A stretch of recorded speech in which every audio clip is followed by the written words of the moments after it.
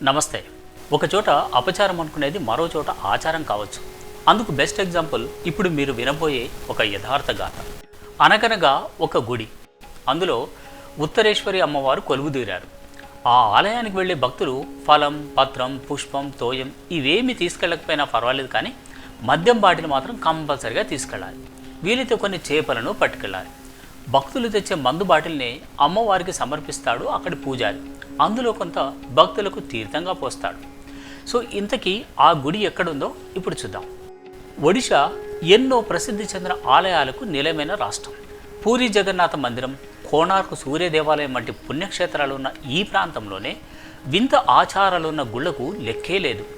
అలాంటి వాటిలో ఒకటి మాతా ఉత్తరేశ్వరి దేవి మందిరం. ఈ గుడి ఒడిషాలోని జగదీష్పూర్లో ఉంది. సాధారణంగా గుడి పరిసరాల్లోకి మద్యం, మాంసం అనేది తీసుకెళ్లరు. అలా చేయడం అపచారం, దేవతల ఆగ్రహానికి గురవుతారనేది భక్తుల నమ్మకం కూడా. కానీ ఉత్తరేశ్వరి అమ్మవారి గుడికి వచ్చే భక్తులు రకరకాల బ్రాండ్ల మద్యం బాటిళ్లు పట్టుకొస్తారు. మద్యంతో పాటు చేపలు కూడా తీసుకొస్తారు. ఇదేమీ అక్కడ తప్పు కాదు. అమ్మవారు ఆగ్రహించరు. పైగా కోరిన కోరికలు తీర్చే కరుణామూర్తి అంటారు భక్తులు. సో ఇదంతా కొత్త వారికి అపచారంగా కనిపించినా అక్కడి వారికి మాత్రం ఆచారమేనట. ఈ గుడికి వచ్చే భక్తులు తమ తాహత్తుకు తగినట్టు మద్యం బాటిళ్లను పట్టుకొస్తారు. వాటిని పూజారికి అందిస్తారు. ఆ బాటిల్ను అమ్మవారి పాదాల వద్ద ఉంచి అర్చన చేస్తాడు అక్కడి పూజారి. ఆ తర్వాత అదే మద్యాన్ని భక్తులకు తీర్థంగా పోస్తాడు.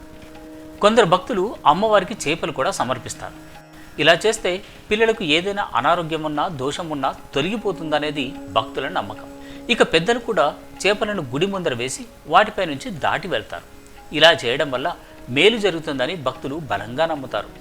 ఇక్కడ మరో విశేషం ఏంటంటే మతాలకు అతీతంగా అమ్మవారిని దర్శించుకుంటారు.